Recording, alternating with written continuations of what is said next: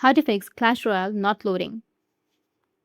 So if you want to fix your Clash Royale not loading, then first you need to make sure that you have a stable internet connection.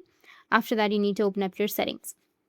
After opening your settings, you need to scroll down a bit and then you'll find an option of apps. You need to tap on apps, then go with manage apps. Once you tap on manage apps, you need to go with search, and here you need to search for Clash Royale. Once you find your Clash Royale, you need to tap on it and then just scroll down a bit, go with clear data, which will be in the bottom, and tap on clear cache, tap on OK, and make sure that you allowed all of the permissions as well. Go with app permissions and then allow all of your app permissions.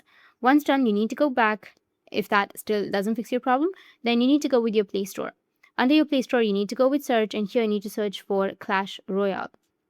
After searching, if you have any updates on your Clash Royale, just simply go and update it. After updating, your problem would be fixed. That's it. If you found this video helpful, hit the subscribe button, and thanks for watching.